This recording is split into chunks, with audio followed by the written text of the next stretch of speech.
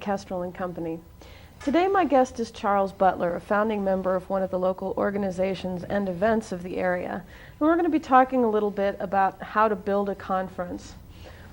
Festivals and conferences are a way for people of like mind to get together and talk about various parts of a topic.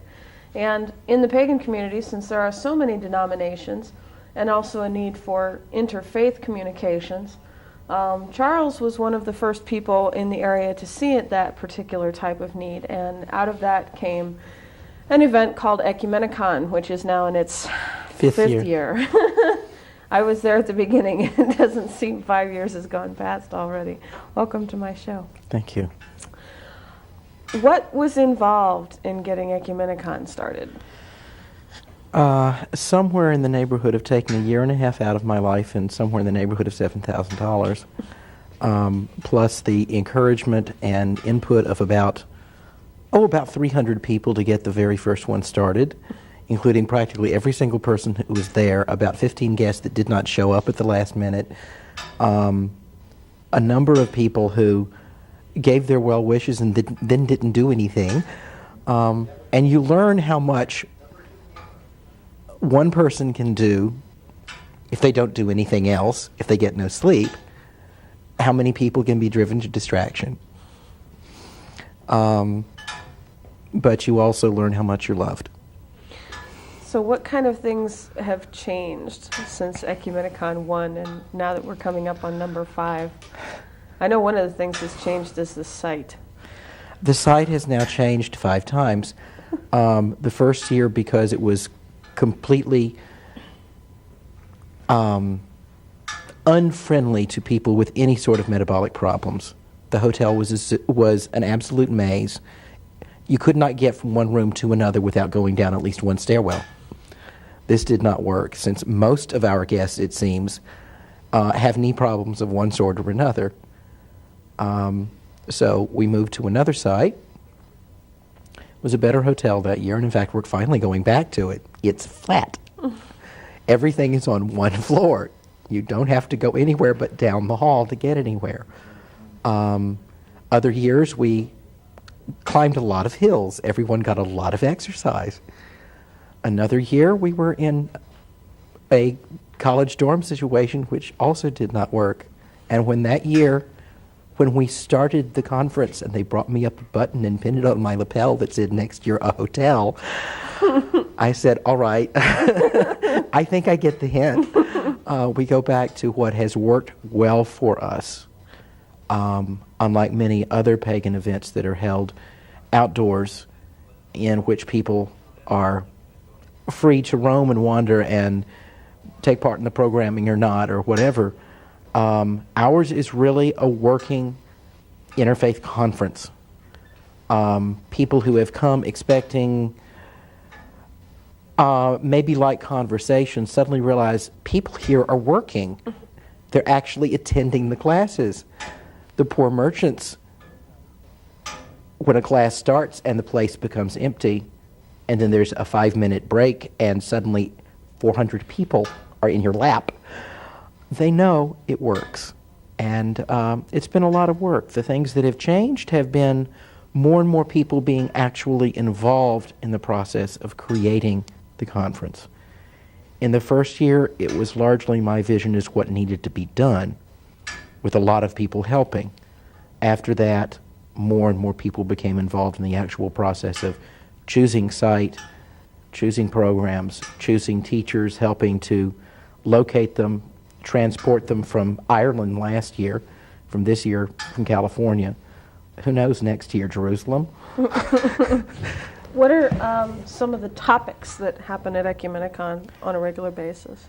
On a regular basis, we have things as diverse as kava rituals, which is the Polynesian welcoming ceremony, to occasionally plays, to excellent panels on ethics coming from a variety of traditions, and rituals that you would never have the opportunity to go to were there not this kind of open interfaith circle, so that people who are afraid of Western witchcraft or unfamiliar with some ancient Egyptian rituals, or hesitant because they have not heard of your particular way of doing things, have an opportunity to experience your circle or your prayer time or your meditation without being threatened of saying, I must adopt this for the rest of my life. No, it's just for the next half hour. Be willing to suspend your disbelief and share with me. How did you go about first finding teachers and people to come and speak for this event? I had been heavily involved in the psychic fair circuit here in Washington and with several of the New Age fairs. I started talking to them. Everyone seemed very excited, but then when it came down to it, the teachers that came were the ones who had been working day in and day out for most of their lives in the same kind of interfaith structure of people who had always been on the edge. And that seems to be where I get my teachers from, are teachers who this is ordinary for them. This is not something unusual. They're not there as big names. They're there, it's because this is what they do. When we tried to get big names, it hasn't worked. When we've just simply concentrating on being who we are, it's worked much better. Well, I know that one of the things that people always think about when they think about a conference is the money involved. You know, there's always, you know, you said yourself, assume that you're going to take a good hunk of money and put it somewhere. Mm-hmm. That eventually comes back, though. Oh, yes. Oh, yes. It comes back 100-fold in various ways. More of the encouragement of friends. You know, even if you go into debt for 2 years, what's 2 years compared to a lifetime of friends? Everything begins to come back within a year. If it doesn't, you know you've done something severely wrong and you shouldn't have started, but I've not found that to be the case. I know that there are regular things that happen at Ecumenicon every year. I've had some kind of involvement with every single Ecumenicon since right before it started. What are some of the regular things that happen every year that are going to be happening again this year, and also what are some of the new things that people can look forward to? Okay, one of the things that happens regularly, that may be changing, we're not sure, is a ritual called the Norse Working, which is put on by a teacher named Jane. She is a Norse wise woman, and it's basically a healing circle. It usually takes about 2 hours, and it is a method of concentrating power and focusing it through the individual who knows of someone in need or who is in need themselves. And it is a very powerful method of gathering up the combined healing energies of everyone in the room, which is unusual. I have been in a number of circles, and sometimes you're not really sure if everyone is concentrating, but the way that that particular circle is run, everyone is so completely focused on everyone's need. It's incredible. I remember one year, I was desperately in need of sleep more than anything else because I had been running myself ragged, and I came to that circle with the need of a friend. By the time I was done, I was exhausted, I was drained, I fell asleep. And they said, no, that's where he needs to be. He needs to be here because at least here they can't find him. He cannot be disturbed. And it was wonderful to know that you've got that sort of potential to have a circle of love that people will take care of you, and that I found throughout the conference. That's one ritual that is often found. Some that are unusual. One of the things we are hoping for this year is Morning Glory Zell is bringing a slide collection and a great number of statuary to talk about Gaia in her many forms. This year we're focusing on the goddess. The entire conference is devoted to feminine aspects of the divine, so we have that from Christian and Jewish, pagan, and every possible variety. And Morning Glory has a good way of being able to bring together a number of traditions to talk about that. One of the most charming things this year is we have had so much input from the mystic Jewish community that had we taken all of their classes, it would have been a Jewish con this year, which is rather amusing because this is a portion of Judaism that not many people realize has such a very strong mystic tradition. And it's beautiful to feel that you have such an openness that every faith is welcome and more than willing to share. I think that's one of the things that I found interesting about throughout Ecumenicon in its many aspects is that it seems to, it's almost like a mysticism conference. You know, everybody gets together and they talk about their various forms of mysticism. And a lot of Christians, I know one or two Christians that came to Ecumenicon thinking it was a pagan conference and went away with realizing, wait a minute, Christianity has mysticism and Judaism has mysticism and Indians have mysticism and I think that's one of the wonderful comparisons that happen. What do you feel is the most important next step for the community at large? We have one or two of these little tiny conferences happening, but what does the community need to do to make it a little bit bigger effort? I would hope, at least my vision, is to see a number of these sorts of events that are Ecumenicon-like happening throughout the country on a regular circuit, as it were. I mean, if it were as many as 8 times a year, it would be wonderful. That would be exhausting to anyone who decided to suddenly become a gypsy and go to every one. But I think what is needed is that kind of focus. In Washington, we have that. We have Ecumenicon, but we also have the Interfaith Conference of Washington, which has been very, very powerful and is a network for the Christian, the Jewish, the Unitarian.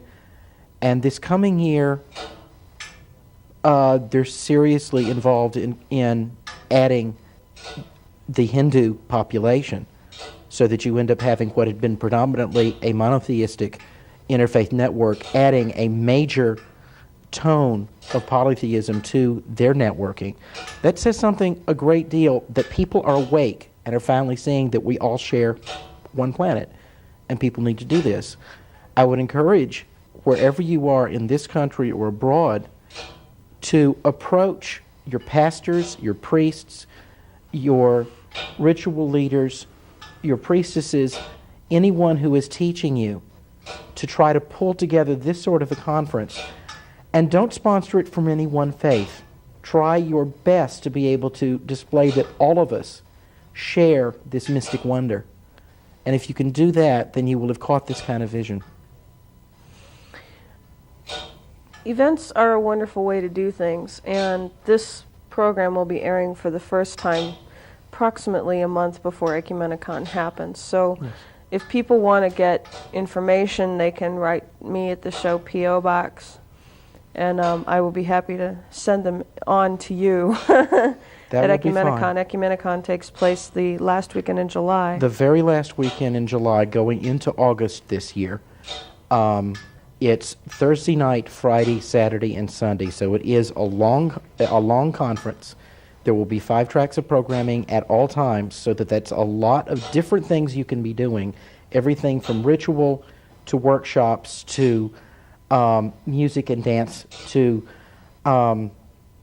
just small, quiet discussion, so that at any hour of the day you will find a way to be quiet, or a way to be active, or a way to be in prayer, or a way to just jam, and not feel as if you're being pressured to do any one thing. I know that over the years, Ecumenicon has become more than even just an event. That over the course of the last couple of years, there's a separate organization now that does other forms of outreach and programming throughout the year. Yes. So let's talk a little bit about, I guess, the foundation. The foundation is now the running organization for the conference. Ecumenicon Fellowship, which is what you're talking about, is an ongoing year after year event, and we do a lot of things. One of the things we try to do, for example, is to sponsor Kestryl and Company so we can continue. We find it a very good effort.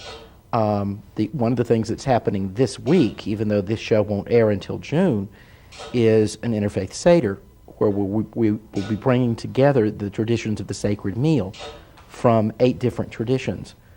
And this is what we try to do, is to pick a topic that as many traditions as possible have a way to tap into and bring people together to discuss, to talk about, to pray together, and realize that we share one connection to the universe.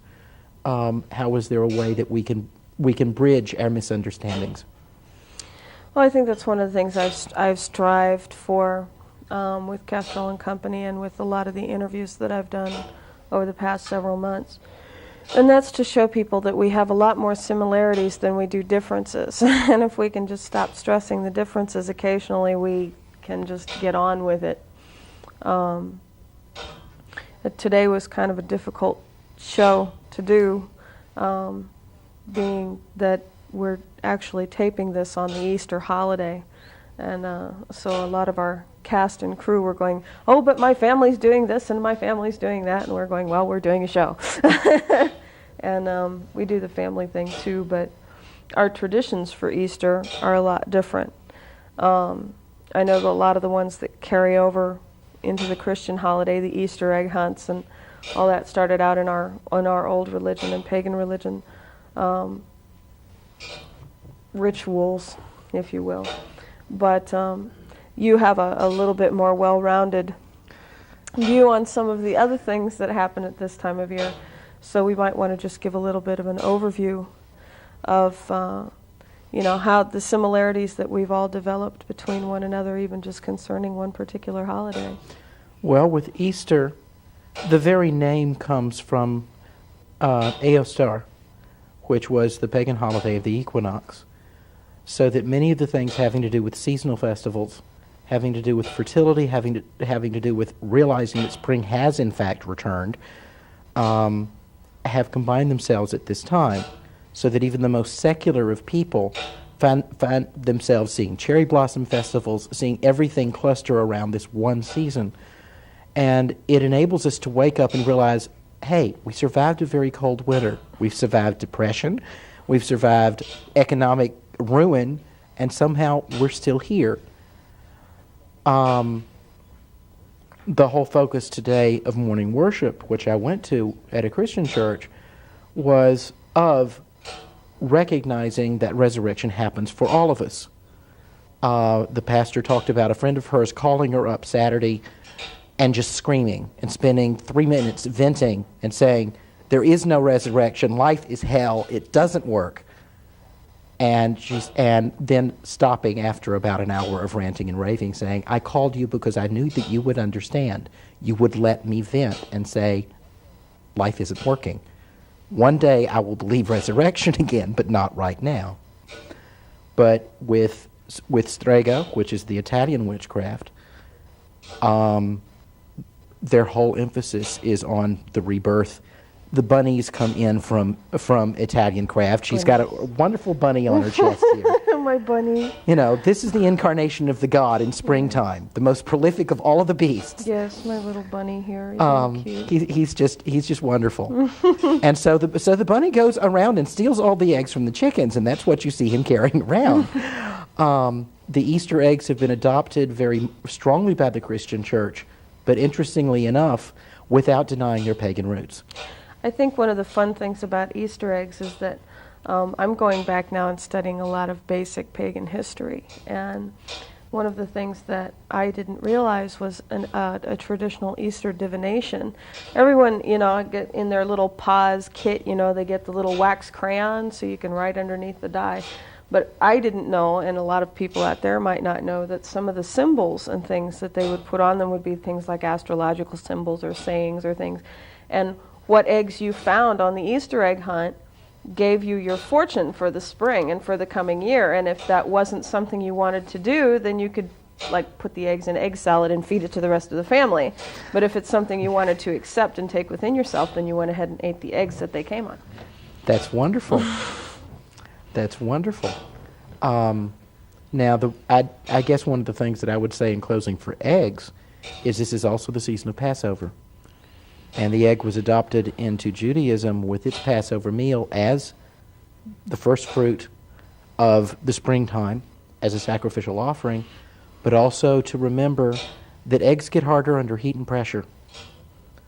And that whenever anything fails, you can look at an egg and realize that people grow stronger under heat and pressure. Okay. And that helps. somehow you can hold on to something that looks so fragile, and it grows stronger. Well, you've always got the thing with the egg that if you squeeze it one way, it stays strong and doesn't go anywhere, and if you squeeze it another way, it's going to go plit all over you. In sharing our common views about various and sundry paths as we go through this ecumenical, esoteric trip that we're all on, I think that some of the things that we can do is to help incorporate other people's visualizations and other people's symbols into what we do to help them understand in their own terms what things mean to us. And I know you brought with you a benediction that you received this morning that I thought, when you read it to me this morning, was quite lovely. And as we get ready to slowly but surely wrap up the show here, I'd like you to share that with us. This is a benediction that Margie Adams, who is the pastor at Silver Spring Presbyterian, has been using for the past 7 weeks. And it wakes you up and realizes that all of us have symbols of joy. Let miracles happen. Spread joy. Paint a rainbow of happiness. Live fully. Gaze at the moon. Celebrate the dawn. Invite pleasure.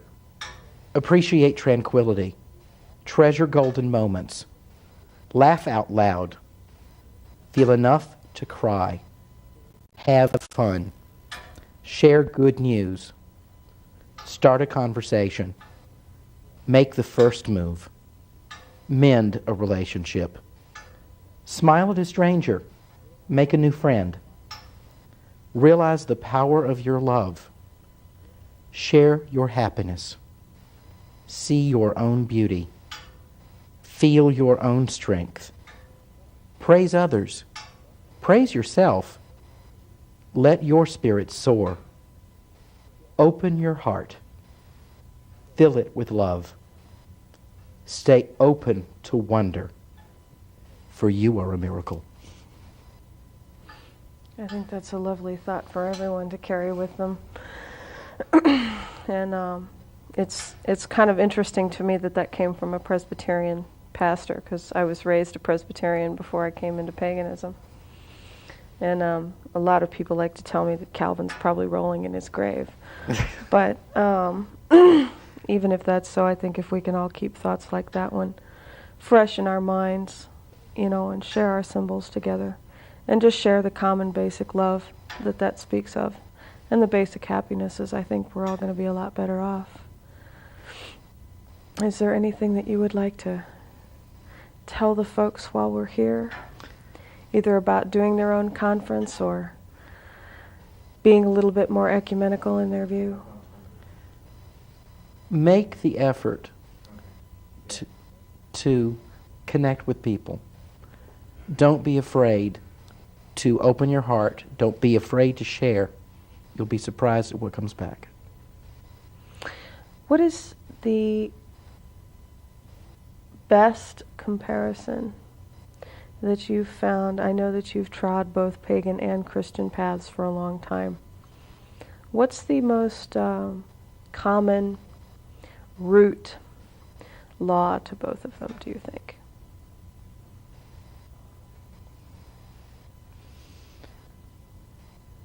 To me, it would be Christ's commandment of love others as you love yourself, because that translates so easily into and